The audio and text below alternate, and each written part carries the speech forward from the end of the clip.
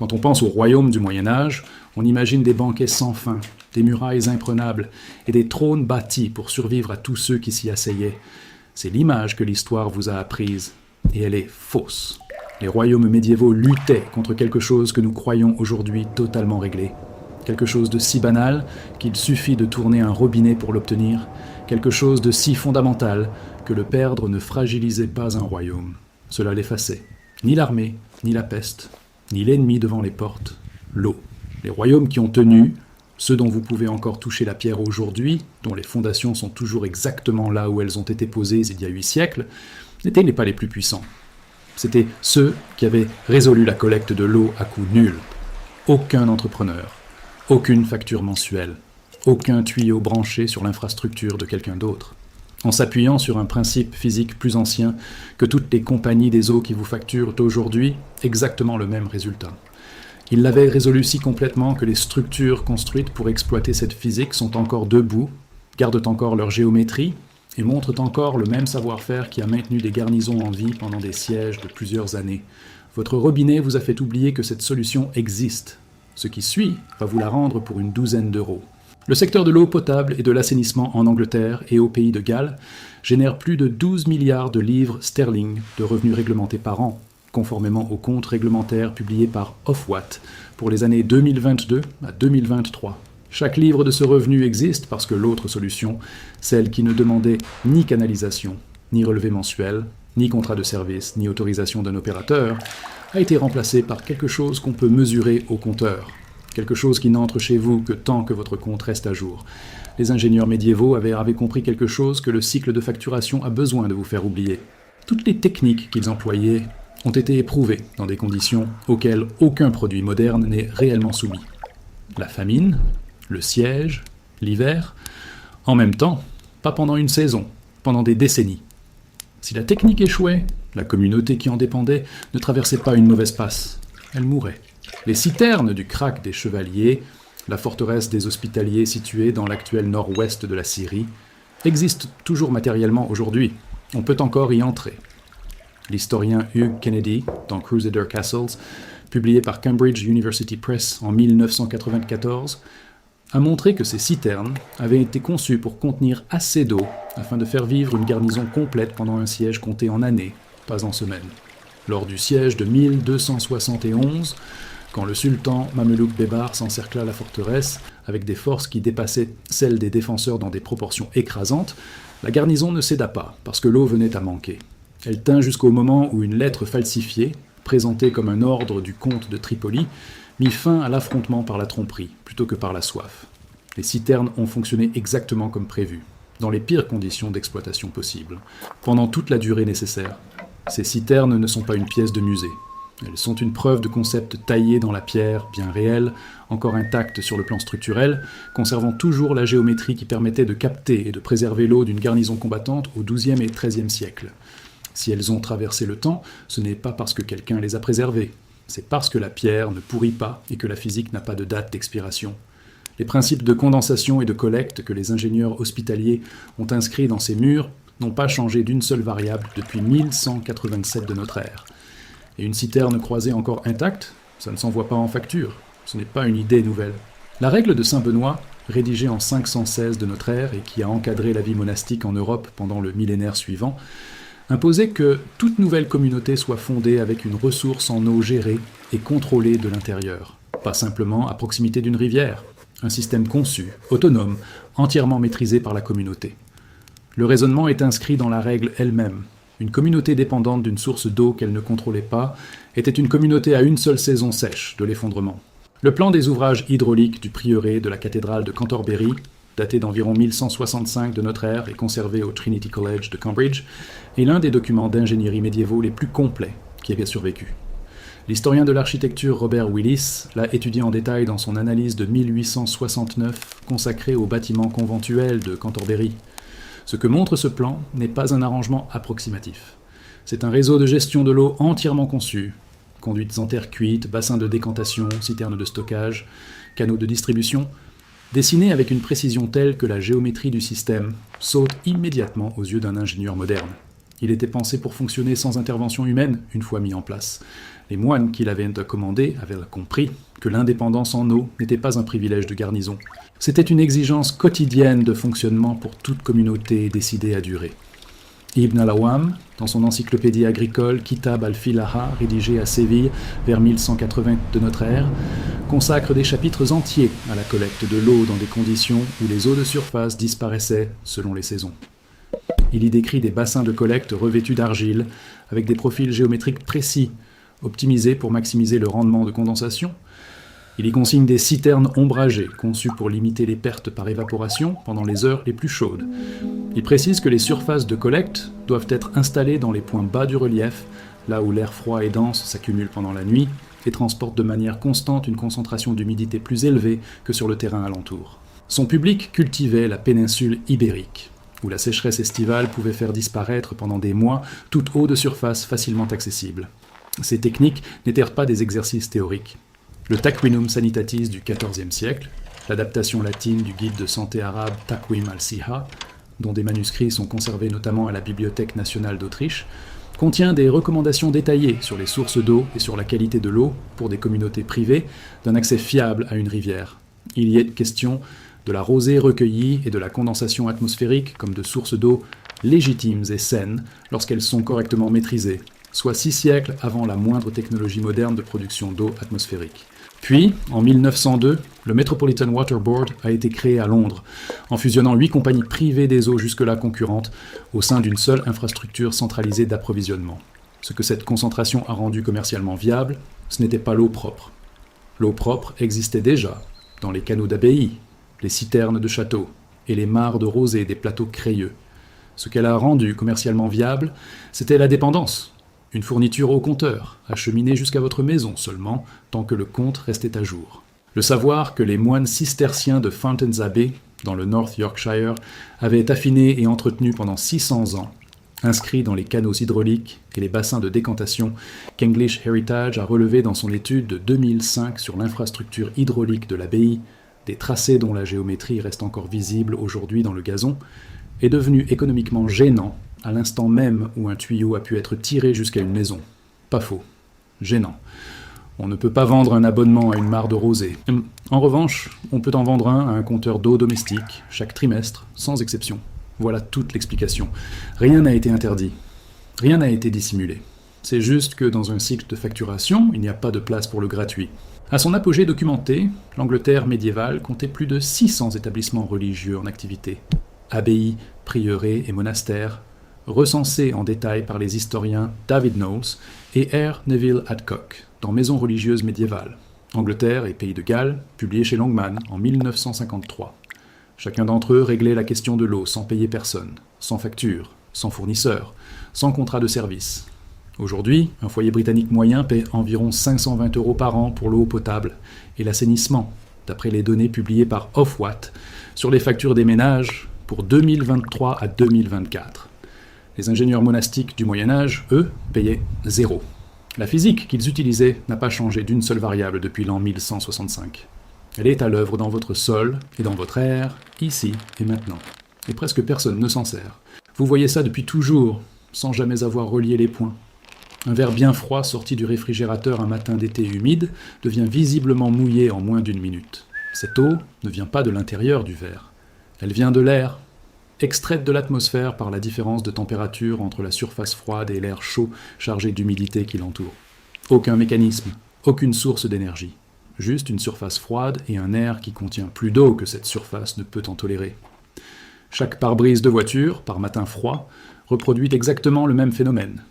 Le verre n'agit pas. Il est simplement plus froid que le point de rosée de l'air, et l'atmosphère fait le reste. Chaque conduite d'eau froide non isolée dans une cave qui perle pendant toute la chaleur estivale est une démonstration continue, ininterrompue, de cette même physique, sans moteur, sans produits chimiques, sans abonnement. Les bâtisseurs médiévaux de Mars, de rosée sur les collines crayeuses du Sussex et du Hampshire ne comprenaient pas cela comme un principe abstrait, mais comme un résultat concret. Une dépression peu profonde, tapissée d'argile, correctement isolée contre la chaleur qui remonte du sol, reste plus fraîche que la terre alentour pendant la nuit.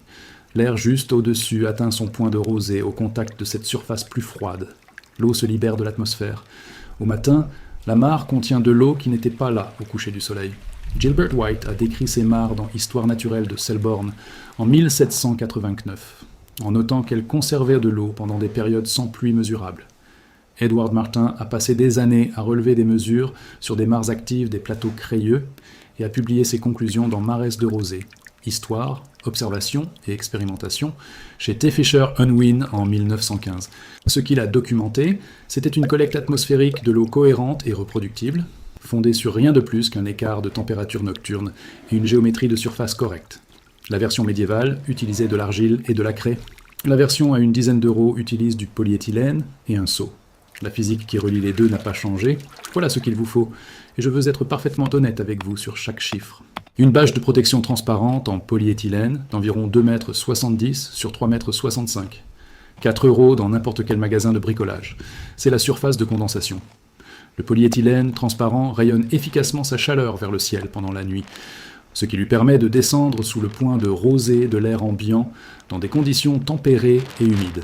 C'est exactement le même comportement thermique que celui exploité par le revêtement d'argile d'une mare de rosée, une surface qui devient plus froide que l'air au-dessus d'elle, rendue portable et facile à reproduire.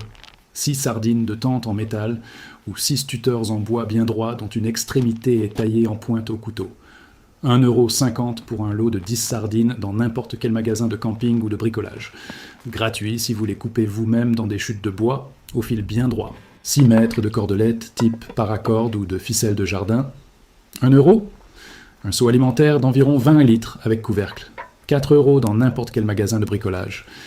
Si vous en avez déjà un, et c'est le cas de la plupart des gens, votre coût total descend sous les 6 €. C'est vraiment tout. Et voici la seule chose que la plupart des gens ratent quand ils essaient de reproduire ce que construisaient les ingénieurs de l'eau du Moyen-Âge. Ils copient le matériau. Tous les collecteurs atmosphériques qui échouent utilisent le même polyéthylène, les mêmes piquets, le même récipient que les collecteurs qui se remplissent de façon fiable chaque matin. Le matériau est identique dans chaque échec, comme dans chaque réussite. Le matériau n'a jamais été la variable. Les ingénieurs cisterciens qui ont conçu les systèmes de drainage et de collecte de l'abbaye de Rievaulx, dans le North Yorkshire, au XIIe siècle, décrits par Glyn Copac dans Abbayes et prieurés de l'Angleterre médiévale et Tudor, publié chez Batsford en 1990, fondèrent leur gestion de l'eau sur une compréhension très précise de la géométrie. Une surface de collecte plane retient le condensat sur place et l'expose immédiatement au soleil du matin qui se réchauffe. L'eau s'évapore avant d'avoir pu être récupérée. Une surface inclinée correctement conçue dirige le condensat en continu vers un point unique, le dépose dans un récipient à l'ombre et le préserve pendant les heures où la température remonte. Les moines de Rievaulx ne construisaient pas des bassins plats, ils construisaient des canaux, des surfaces en pente, une géométrie qui transportait l'eau pour que ce soit la gravité et non un moine qui fasse le travail. Si vous construisez ça à plat, vous obtenez exactement ce qu'ont donné les mares de rosée ratée, une surface mouillée à l'aube, puis un sol sec avant 8 heures du matin.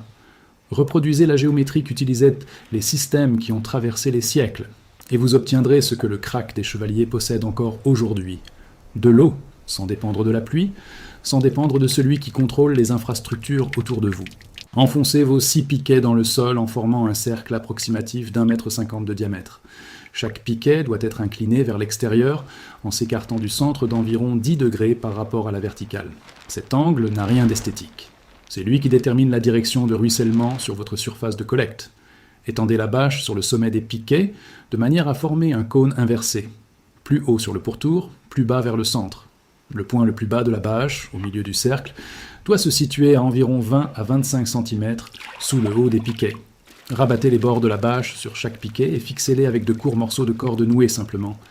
La bâche doit être tendue et lisse, pas flottante, mais pas au point de faire disparaître l'affaissement central. Si une légère brise soulève le centre, posez une seule pierre de la taille de la paume au point le plus bas pour maintenir la forme. Elle doit peser juste assez pour résister au vent, pas davantage. Trop de poids aplatit le cône et supprime la pente d'écoulement. Placez votre seau directement sous le point central le plus bas avant de finaliser l'installation. Couvercle fermé pendant la journée pour éviter les débris. Couvercle retiré au crépuscule. La collecte commence dès que l'air se met à refroidir. Découpez ensuite une ouverture au point le plus bas du cône inversé.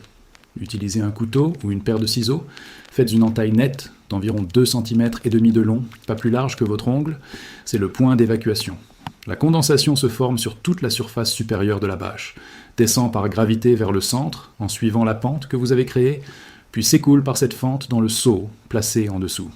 Sans cette ouverture, l'eau s'accumule au centre, stagne à la surface, puis s'évapore dès les premières chaleurs du matin. Toute la différence entre une bâche mouillée et un seau qui se remplit tient à cette entaille. Installez le collecteur sur un terrain dégagé, avec au-dessus de lui le maximum de ciel libre. Pas sous un arbre, pas sous une avancée de toit, pas entre deux murs qui renverraient la chaleur vers la surface. Le principe physique exige que le polyéthylène rayonne pendant la nuit la chaleur qu'il a stockée vers le ciel ouvert, afin de se refroidir sous le point de rosée local. Une couverture végétale ou une avancée coupe ce rayonnement, renvoie de la chaleur et empêche le refroidissement nécessaire. Les ingénieurs hospitaliers du Krak des Chevaliers plaçaient les systèmes d'alimentation de leurs citernes sur les parties hautes et découvertes de la forteresse, là où l'exposition au ciel était totale et l'ombre inexistante. La documentation de Kennedy sur l'organisation du site montre que cet emplacement était intentionnel. Appliquez la même logique à votre jardin. Éloignez-vous. Rentrez chez vous. Ne revenez pas vérifier avant l'aube. Le matin, avant que la température ambiante ne remonte assez pour réchauffer la surface plastique au-dessus du point de rosée, remettez le couvercle sur le seau et retirez-le de dessous le collecteur. L'eau qu'il contient est celle qui s'est accumulée pendant la nuit. Une fois que le plastique dépasse le point de rosée, le processus s'inverse et la pellicule restante sur la bâche commence à s'évaporer au lieu de s'écouler. Vérifiez que le collecteur fonctionne avec un seul test. À l'aube, passez le doigt le long de la face intérieure supérieure de la bâche, en partant du bord extérieur vers le point d'évacuation central. La surface doit être uniformément mouillée, pas simplement humide, pas légèrement moite. Mouillée, avec une goutte visible qui se forme sur le bout du doigt dès les premiers quelques centimètres de contact. Si la surface est sèche, le collecteur ne descend pas sous le point de rosée local. La solution est presque toujours l'une de ces trois options. Le déplacer vers un endroit avec davantage de ciel dégagé au-dessus, augmenter la surface en élargissant le cercle des piquets, ou attendre une saison où l'humidité ambiante est plus élevée. Le printemps et l'automne donnent des résultats nettement meilleurs qu'un été sec dans la plupart des régions tempérées. Le même collecteur, des conditions différentes, des résultats très différents. Aucun instrument nécessaire en dehors de votre main, de votre regard et du poids du seau dans votre prise. Un collecteur monté de cette façon, avec une surface de collecte d'environ 7 mètres carrés lorsque la bâche épouse la géométrie du cône, produira entre 1 demi-litre et 1,5 litre d'eau par nuit dans des conditions tempérées et humides. Cette fourchette correspond aux mesures documentées par Edward Martin en 1915 sur des mares arrosées aménagées sur sol crayeux, dont la surface active était comparable. Le rendement n'est pas constant. Il varie selon l'humidité nocturne, l'écart de température entre la surface plastique et l'air ambiant, et le degré d'ouverture du ciel au-dessus de l'installation. Passez maintenant à l'échelle d'un foyer de 4 personnes. Le guide de l'Organisation mondiale de la santé publié en 2003, intitulé « Quantité d'eau à usage domestique, niveau de service et santé », fixe à 15 litres par personne et par jour le minimum nécessaire pour boire, cuisiner et assurer l'hygiène essentielle. Un foyer de 4 personnes a donc besoin de 60 litres par jour pour atteindre ce seuil, uniquement par collecte atmosphérique. Avec une estimation prudente d'1 litre par collecteur et par nuit, il faudrait 60 collecteurs. Avec 1,5 litre par collecteur, 40 suffiraient à atteindre l'objectif.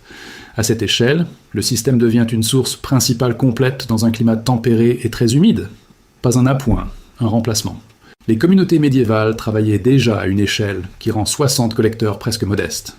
À Fountains Abbey, dans le Yorkshire du Nord, au sommet documenté de la communauté au XIIIe siècle, vivaient environ 30 moines de chœur et jusqu'à 200 frères convers, selon l'enquête archéologique de Glyn Kopak, publiée par English Heritage en 2003. Leur système hydraulique, conçu avec soin, fait de canaux maîtrisés, de bassins de décantation et de citernes de stockage alimentés par des sources, la récupération des pluies et la condensation atmosphérique, a soutenu cette population pendant les années de sécheresse attestées du début du XIVe siècle, durant la période que les historiens appellent la Grande Famine de 1315 à 1322. Une communauté de plus de 200 personnes. Aucune alimentation municipale, aucune infrastructure extérieure, aucun compteur. Le calcul pour une famille de 4 est infiniment plus clément que celui de 200 moines cisterciens. Pas de facture, pas d'infrastructure, pas besoin de demander la permission à qui que ce soit. Une limite mérite d'être dite clairement, parce que cette technique échoue dans des conditions bien précises et que cet échec est parfaitement prévisible. Ce système de collecte ne donne pas de résultats fiables dans les régions arides de l'intérieur des terres, où l'humidité relative nocturne descend régulièrement sous les 40%. Dans ces conditions, l'arrière-pays sec du sud-ouest américain, la meseta espagnole au cœur de l'été, les vallées intérieures arides du Proche-Orient, le point de rosée de l'air ambiant est si bas qu'une surface en polyéthylène ne peut pas suffisamment se refroidir pour déclencher une condensation utile. Il n'y a tout simplement pas assez de vapeur d'eau en suspension dans l'air pour que la physique produise un rendement exploitable.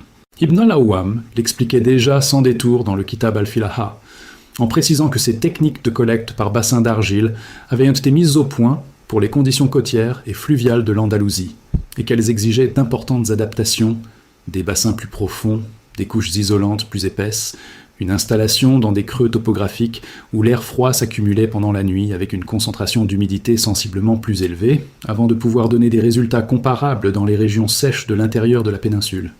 Il a consigné cette limite parce qu'il l'avait constatée lui-même. Elle n'a pas changé. Si vous vivez dans une région aride, loin de la mer, cette technique constitue un appoint réel et une ressource de secours, pas une source principale. Si vous vivez sur le littoral, dans une vallée fluviale, dans une plaine tempérée humide, ou dans n'importe quel endroit où la rosée se dépose régulièrement au printemps et à l'automne, elle fonctionne exactement comme fonctionnaient les systèmes médiévaux. En silence, sans entretien, sans énergie, sans qu'aucune facture n'arrive à la fin du mois. Les citernes du Krak des Chevaliers sont toujours là. Les canaux hydrauliques de Funtenza Bay se lisent encore dans l'herbe avec la même pente et la même géométrie qu'il y a 800 ans. Le plan du réseau d'eau du prieuré de la cathédrale de Canterbury repose toujours au Trinity College de Cambridge, tracé avec soin à l'encre par un moine en 1165 qui avait compris que l'autonomie en eau n'était pas un confort. C'était la frontière entre une communauté qui dure et une communauté qui finit en vestiges archéologiques. La physique inscrite sur ce dessin de 1165 est exactement la même que celle qui agit dans l'air, chez vous, cette nuit. Je ne sais pas ce qui vous a amené ici. Au fond, peu importe. Dans tous les cas, ça fonctionne.